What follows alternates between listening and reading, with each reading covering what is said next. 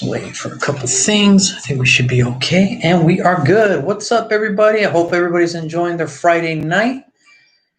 As usual, I do my weekly prediction shows, and this time it is going to be for the divisional rounds of the playoffs. Only 8 teams remain. So that kind of means that the season's almost kind of coming to an end here. You know, we got 8 teams. Got 4 games up for this weekend, 2 on Saturday, 2 on Sunday. Really good matchups. Really complimentary football this weekend. Just looking at the stats, looking at the numbers and everything, it looks pretty amazing, the games that we got. So, as always, let's get into it. Always, the comments are open. If you guys want to leave me a message, give me a shout out, whatever the case may be, I am here, and let it roll. So, the first matchup we got Saturday, 1:30 in the afternoon, we have the Rams taking on the Packers. Rams finished 10-6. They won last week by getting the upper hand on the rubber match against the Seahawks. The Packers got a bye. They had the first number 1 seed, so they go home field advantage throughout the playoffs, and that's going to be tough for the Rams to overcome. But let's just look at these teams. Tell of the tape. We got the Rams with the 11th best offense. They do have the best defense in the NFL with the 13th best passing attack and the 10th best rushing attack. The Packers, on the other hand, are a different animal. They are 5th in offense, 9th on defense, 9th in passing, and 8th in rushing. So when you look at the numbers, the Packers look like they should dominate the Rams tomorrow in the afternoon. But there are some couple notes here that is going to be kind of critical to the game. David Bakhtiari, he's done for the season because of a practice injury that kind of broke his ACL. He teared his ACL. So that's a killer. That's a killer. And the guy that was supposed to replace him, he played last week for the Colts. He is now on the COVID-19 list. Jared Valtier, he was retired. The Colts asked him if he was in shape. They brought him along. They lost last week. The Packers needed a left tackle, and here we go. So now your 2 starting left tackles are out. So that's a big loss for the Packers right there. It's a very big loss for them. So really what it comes down to is injuries for both teams. The Rams are kind of banged up. Jared Goff's going to go. We don't know the extent of how his thumb is, and with the cold, I'm sure it cannot feel any better. Cooper Kupp, we don't know the extent of him. The running backs are banged up. Aaron Donald is dealing with a rib injury right now that he suffered during the game against Seattle. And as I mentioned, the Packers lost their best offensive lineman, arguably their best offensive lineman on the lineup, with David Bakhtiari now out. Jared Valtier is on the COVID-19 list, so we'll see how that works out for him. Overall, this game has a lot of interesting matchups. It is going to be the Rams defense against the Packers offense. Now, we know the Packers offense is explosive, but the one matchup I really am looking forward to, Devonte Adams versus Jalen Ramsey. These are 2 all-pros going to go one-on-one for 60 minutes. And Jalen Ramsey is one of the best corners, if not the best corner in the NFL today. Devonte Adams is getting his praise as being the best wide receiver in today's game. It's going to be interesting to see how this works out for both teams. With all the injuries piling up, it's late in the year. Everybody's hurt. It's just the extent of these injuries are killer. That's why in this case, I'm still going to go with the Packers over the Rams. And a close one. Very close. It should be close, but I cannot go against the Packers in January in Lambeau Field. It is going to be cold. The weather conditions are going to be terrible. And knowing what we know, the Rams are banged up. Yeah, defensively, Aaron Donald finally has some help with Leonard Floyd coming off the edge, Michael Brockers right next to him. I still don't think it's going to be enough for the Rams to overtake the Packers. I think it'll be close. And honestly, It's going to be who has the better rushing attack. And honestly, I'll take my money on Aaron Jones over a rookie Cam Akers. Aaron Jones is just a playmaker. He's probably going to be the X factor in that game. Because with that weather condition, special teams is going to be a non-factor.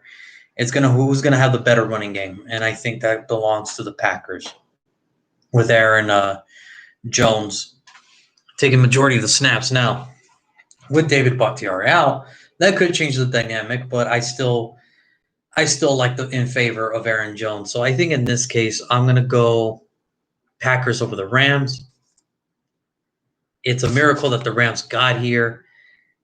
I'm not saying that they don't deserve to be here, but with all the injuries that piled up on them, it is a miracle that they got it this far into the season and making it harder for the rest of the league, especially Jacksonville, because they do have their first rounder to start drafting where they're at. So we'll see how it goes, but I like the Packers over the Rams here.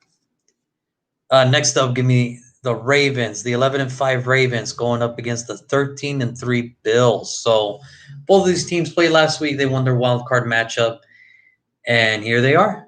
Here they are. The Ravens, Lamar Jackson, he gets his first win in the playoffs. And the Buffalo Bills, they get their first win in the playoffs in 25 years. Guys, this is the first time I've ever seen the Bills win a playoff game. I am 30. I'm about to be 30. So it's been a long time for Buffalo. And for Lamar, he finally gets his first one in the playoffs. It's all good. Now he has to prove the doubters wrong again and go win another one. That's the thing with people.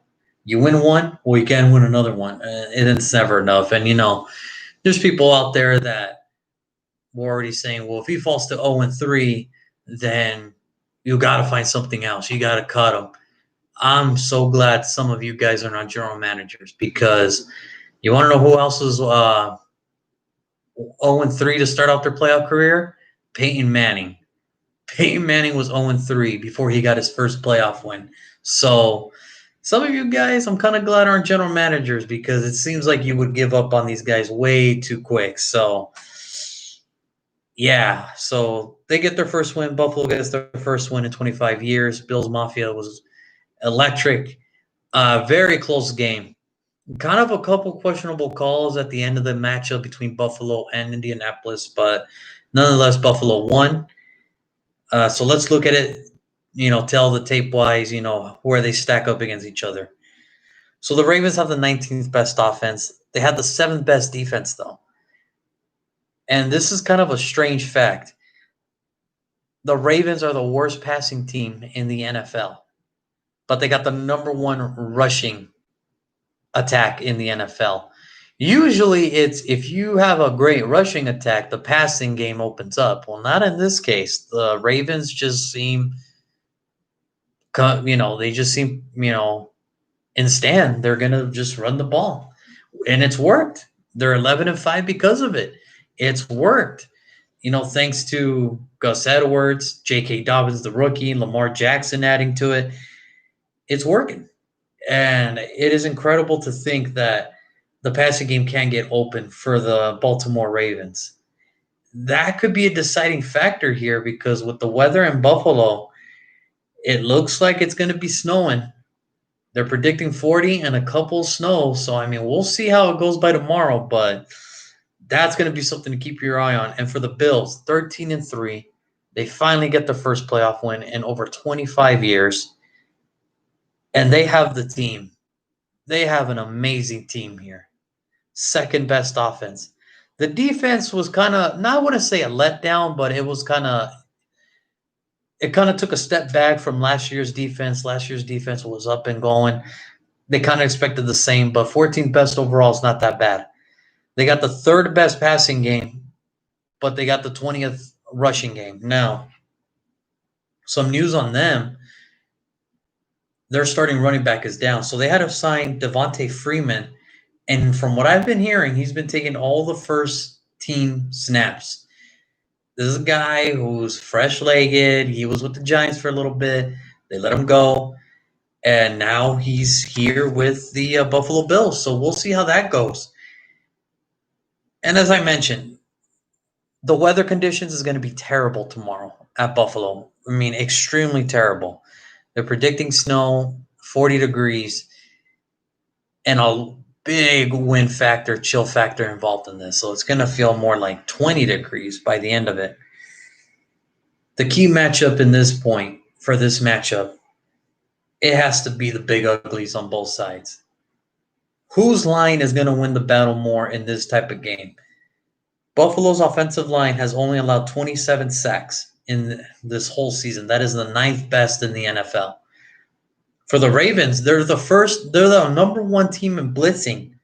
They have 39 sacks and 116 quarterback hits. That is the second best in the NFL. So really, with the weather conditions, special teams is not going to be a factor. You can cut it out. The passing game, forget it. It's going to be more of whose offensive line and whose defensive line is going to be more prepared. And the trench battle between the Buffalo Bills offensive line and the Baltimore Ravens front four, front seven, that's going to be the exciting factor for me. Who's going to show up more?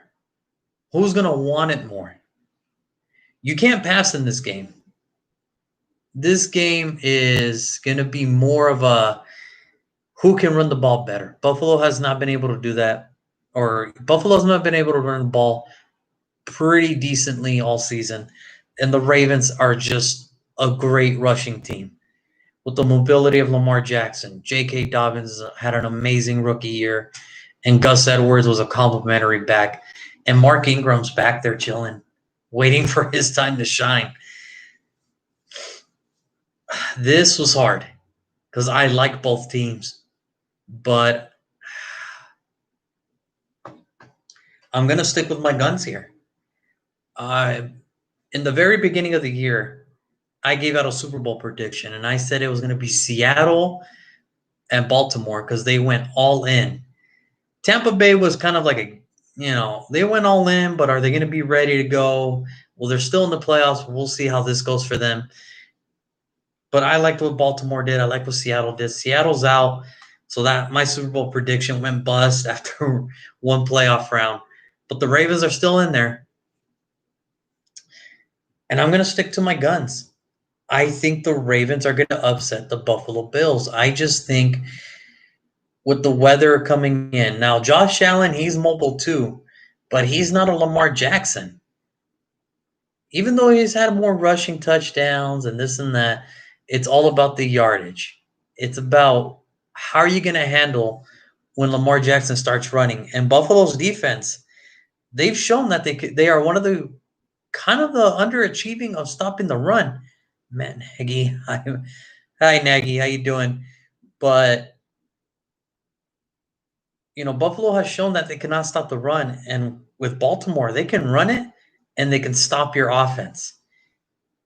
I'm going to go with Buffalo here, or I'm going to go with Baltimore here. I just think they have way too much to lose. Matt Nagy, thank you for Khalil Mack. Okay. Thank you for Josh Jacobs, I guess. I don't know. But yeah, other than that, I still got to go with Baltimore here. I really just like them how they're handling it right now, and I'm just gonna see how this goes. Oops, hold on a second.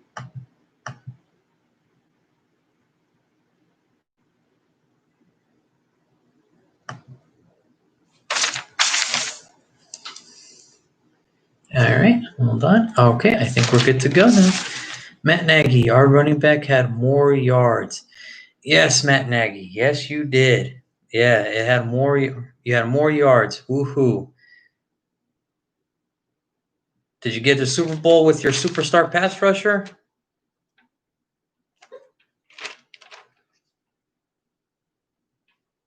Khalil Mack is better than Damon Arnett and Josh Jacobs. Oh, I agree. Yeah, I'm not going to deny on that. But did you get your Super Bowl with your ultimate defense?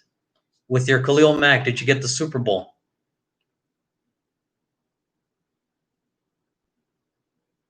All right, we'll wait for that. Oops. Let's see. Next up, it's the Sunday matchups. Now these are going to be interesting. I really like what this Sunday is going to bring. Our fifth round, your pick, Edwards. Yeah. Oh well, no, you can say what you want, Matt. You know, you guys, yeah, you guys got the better players. Woo!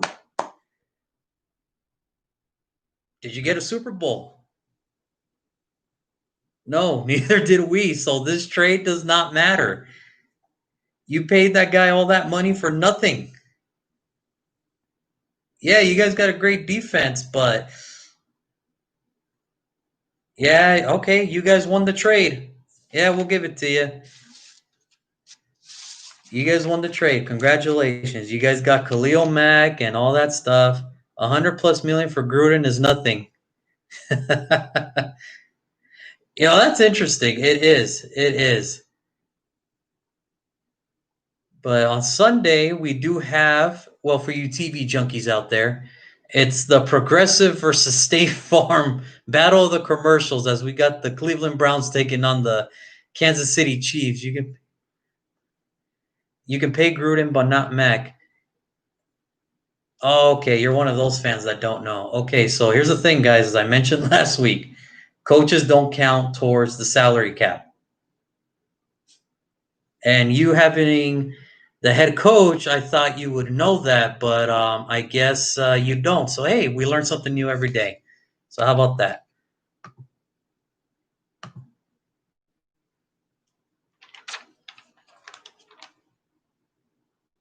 Oops. All right. So, we got the Browns taking on the Chiefs. And the Browns pulled off a miracle last week. They pulled off a miracle beating the Steelers. Well, the Steelers were kind of they just decided to have their worst game of the year. They really did. From the first snap to the 4 interceptions, it was just all bad. It was just all bad all around for the Steelers. I don't know where else to go with it other than it was just terrible for the Steelers all the way around. But the Browns pulled it off, and now they got to go into Kansas City, who has a 14-2 record and one of the best teams in the NFL. The Browns had the 16th best offense, 17th best defense, 24th in passing, but they were the third best rushing team in the NFL. The Chiefs, on the other hand, best offense, statistically, hands down. The defense, middle of the pack, first in passing, and 16th in rushing. Now, this game, I know how it should play out, but it's probably going to be really rough to watch this game because I got the Chiefs winning this one hands down. Look, the Chiefs have everything you need. They got the ultimate tight end. They have great wide receivers. They have a decent rushing attack with the running game, which is cool. And their defense can sometimes make a play here or there if the game is close. I think the way the Browns win this game, the only chance the Browns have in this game is you got to run the ball.